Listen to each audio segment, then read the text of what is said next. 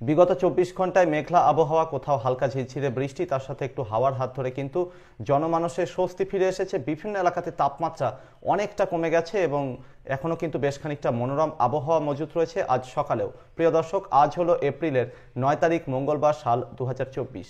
এবার আবহাওয়াতে কি ধরনের পরিবর্তন আসতে পারে এই সমস্ত ব্যাপারে আপনাদেরকে জানাবো। প্রিয় দর্শক, আপনারা দেখছেন ওয়েদার আপডেট, আর আপনাদের সাথে রয়েছে আমি শুভেন্দু ভট্টাচার্য। গতকাল এপ্রিলের 8 তারিখ সোমবার দুপুর বেলাতে পশ্চিমবঙ্গের পুরুলিয়া সদর শহরে কিন্তু তাপমাত্রা, দুপুরের যে সর্বোচ্চ তাপমাত্রা সেটা রেকর্ড করা হয়েছিল মাত্র 27.3 ডিগ্রি সেলসিয়াস। স্বাভাবিকের থেকে 9 ডিগ্রি সেলসিয়াস পর্যন্ত কমে গিয়েছিল এখানকার তাপমাত্রা। শহর কলকাতার বিভিন্ন এলাকাতে তাপমাত্রা গতকাল 33 থেকে 34 ডিগ্রি সেলসিয়াসের আশেপাশে ঘোরাফেরা করেছে। এছাড়াও দক্ষিণবঙ্গের বিভিন্ন জেলাতে গতকাল তাপমাত্রা কিন্তু মোটামুটি 30 ডিগ্রি সেলসিয়াসের আশেপাশে ছিল। তবে সমুদ্র তীরবর্তী এলাকাগুলো, সেখানে কিন্তু বেশ খানিকটা রৌদ্রোজ্জ্বল আবহাওয়া থাকার জন্য তাপমাত্রা বেশি ছিল। যেরকম ডায়মন্ড হারবারে গতকাল 37 ডিগ্রি সেলসিয়াসের উপরে তাপমাত্রা রেকর্ড করা হয়েছে। এবার আবহাওয়াতে কি কি পরিবর্তন ধরা পড়বে সেই দিকে একটু নজর রাখি। যারা এখনো পর্যন্ত চ্যানেলটি সাবস্ক্রাইব করেননি, এখনই চ্যানেলটিকে সাবস্ক্রাইব করে নিন আর ভিডিওটিকে কিন্তু অবশ্যই লাইক এবং শেয়ার করে দেবেন। বঙ্গোপসাগরে যে অ্যান্টিসাইক্লোনটি ছিল সেটা এই মুহূর্তে সাগর থেকে সরে এসে ওড়িশার উপরে অবস্থান করছে।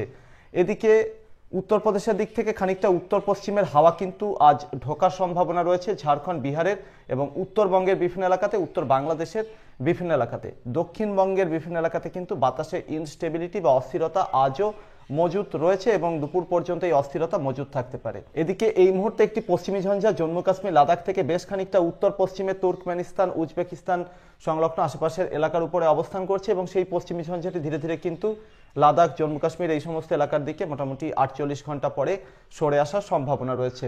এদিকে এর আগে যে পশ্চিমী ঝঞ্ঝাটির কারণে আকাশ মেঘলা ছিল, এখনো পর্যন্ত দক্ষিণবঙ্গের কিছু এলাকা, সেই সাথে ওড়িশার বিভিন্ন এলাকাতে আকাশ মেঘলা রয়েছে।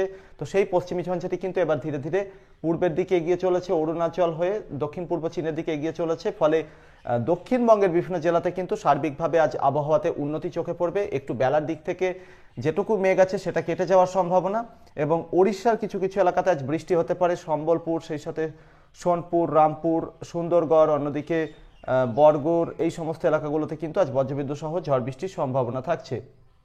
অর্থাৎ আজ যেটুকু বৃষ্টির সম্ভাবনা সেটা কিন্তু মূলত ওড়িশার বিভিন্ন এলাকার দিকেই হওয়ার সম্ভাবনা বেশি। ঝাড়খণ্ড, বিহার, পশ্চিমবঙ্গের বেশিরভাগ এলাকাতে আজ মূলত শুকনো আবহাওয়া থাকবে।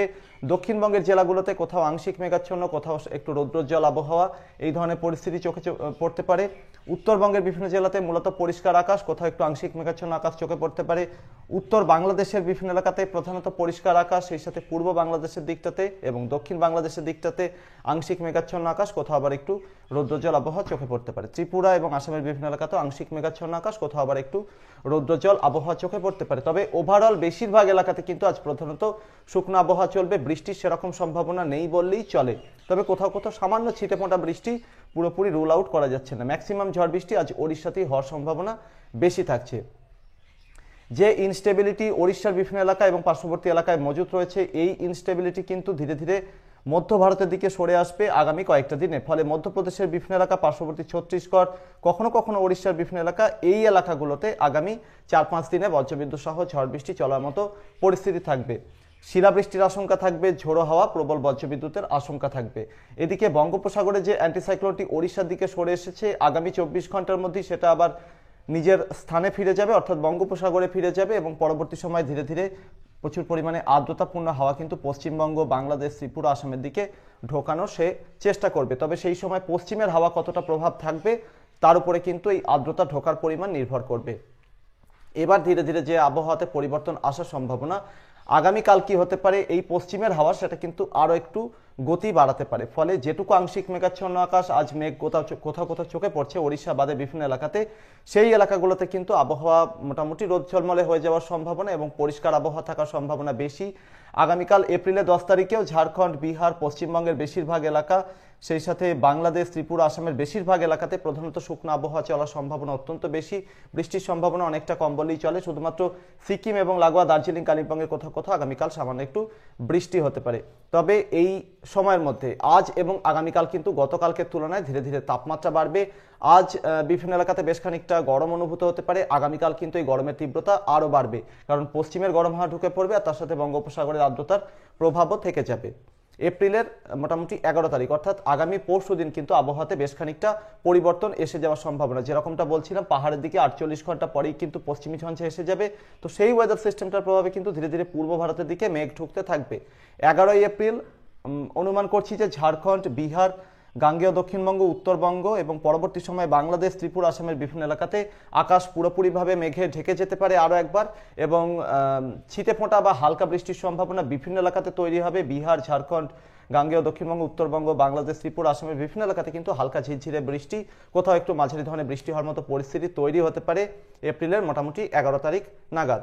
এবং এই সময় কিন্তু উত্তরবঙ্গের বিভিন্ন জেলা, উত্তর বাংলাদেশের রংপুর, রাজশাহী, ময়মনসিংহ এবং পার্শ্ববর্তী কিছু এলাকার বিভিন্ন জায়গার দিকে, এই বিভাগগুলো এবং পার্শ্ববর্তী এলাকাতে এখানে কিন্তু বজ্রবিদ্যুৎ সহ ঝড় বৃষ্টির সম্ভাবনা থাকছে, যার মধ্যে দার্জিলিং, কালিম্পং, জলপাইগুড়ি, আলিপুরদুয়ার, কোচবিহার, উত্তর দিনাজপুর, পার্শ্ববর্তী দক্ষিণ দিনাজপুর এবং কিছুটা মালদা এবং এর আশেপাশের বাংলাদেশের যে সমস্ত এলাকাগুলোর কথা বললাম, এই এলাকাগুলোতে 11 এপ্রিল কিন্তু ঝড় বৃষ্টির সম্ভাবনা থেকে যাচ্ছে।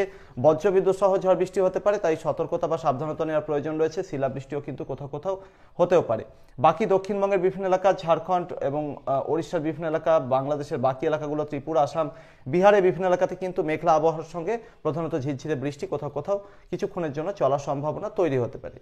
তো এই সময়টা কিন্তু কোথাও কোথাও স্থানীয়ভাবে কালবৈশাখীর মতো উপযুক্ত পরিবেশ তৈরি হয়েও যেতে পারে। যদি তাপমাত্রা সামান্য একটু বেশি থাকে তাহলে কিন্তু কালবৈশাখীর মতো পরিবেশ কোথাও কোথাও তৈরি হলেও হতে পারে। তবে আপাতত বর্তমান প্রেক্ষাপটে সম্ভাবনা একটু কম বলেই মনে হচ্ছে।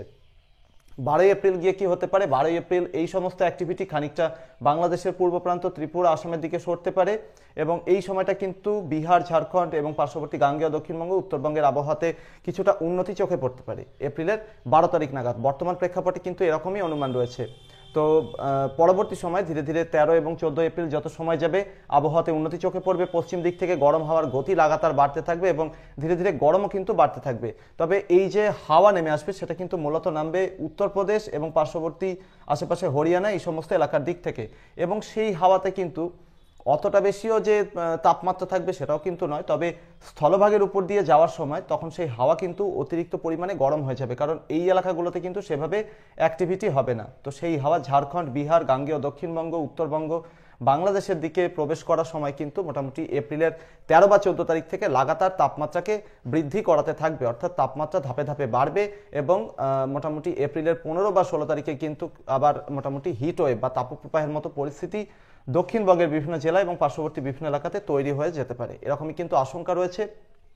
আর এই সময়টাতে অর্থাৎ মোটামুটি আজ থেকে শুরু করে আগামী কয়েকটা দিনের মধ্যে কিন্তু পাহাড়ে যেরকমটা বললাম একটার পর একটা পশ্চিমী ঝঞ্ঝা ধীরে ধীরে প্রবেশ করবে এবং তার সাথে পাঞ্জাব, হরিয়ানা, রাজস্থানের বিভিন্ন এলাকা, হিমাচল প্রদেশ, উত্তরাখণ্ডের বিভিন্ন এলাকা, দিল্লি এবং পার্শ্ববর্তী পশ্চিম উত্তরপ্রদেশের কিছু কিছু এলাকাতে, এই এলাকাগুলোতে কিন্তু মাঝে মধ্যেই বজ্রবিদ্যুৎ সহ ঝড় বৃষ্টি চলবে।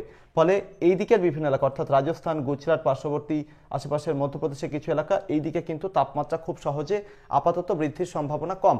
তাই যেরকমটা বলতে চাইছি যে ঝাড়খণ্ড, বিহার, দক্ষিণবঙ্গ, উত্তরবঙ্গ, বাংলাদেশের বিভিন্ন এলাকা এবং পার্শ্ববর্তী ত্রিপুরা এবং তার আশেপাশে এলাকার বাসিন্দাদের জন্য যে আপাতত মোটামুটি 3-4 দিন খুব যে দাবদাহ, খুব যে গরম পড়বে সেরকমটাও কিন্তু নয়, তবে ধাপে ধাপে তাপমাত্রা বাড়বে, আর্দ্র অস্বস্তিকর গরমও কোথাও কোথাও থাকবে, কিছু এলাকাতে বেশ খানিকটা ভালো গরম অনুভূত হতে পারে, কিন্তু ওভারঅল মোটামুটি নিয়ন্ত্রণের মধ্যে পরিস্থিতি থাকতে পারে। তবে এপ্রিলের 15 বা 16 তারিখ থেকে কিন্তু মাত্রা ছাড়া খারাপ পরিস্থিতি তৈরি হতে পারে, যেরকমটা এর আগে আপনারা ফেস করেছেন। 40 ডিগ্রি সেলসিয়াসের উপরে তাপমাত্রা বিভিন্ন এলাকায় উঠে যাওয়ার আশঙ্কা থাকছে।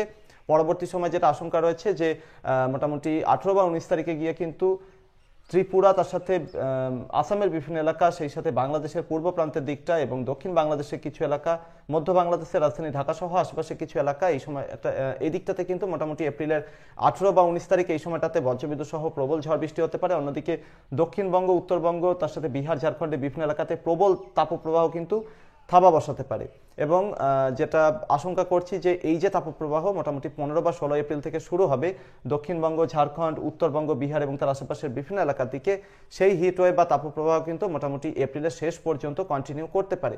মাঝে হয়তো দুটো একটা দিনের জন্য কোনো বৃষ্টির হাত ধরে খানিকটা তাপমাত্রা নিয়ন্ত্রণের মধ্যে আসলেও আসতে পারে, তবে একটা না একটা বড় হিটওয়েভের আশঙ্কা কিন্তু তৈরি হচ্ছে। তাই এখন থেকেই যথেষ্ট সতর্ক এবং সাবধান থাকবেন। আর চ্যানেলটিতে নতুন হয়ে থাকলে অবশ্যই সাবস্ক্রাইব আর ফলো করে নিন। ইউটিউবের পাশাপাশি ফেসবুকে ওয়েদার আপডেট নামে পেজ রয়েছে, সেটাকেও কিন্তু আপনারা ফলো করতে পারেন। আপনাদের প্রশ্ন এবং মতামত কমেন্ট বক্সে রাখতে পারেন। পরবর্তী আপডেটে আবারও দেখা হবে। ধন্যবাদ।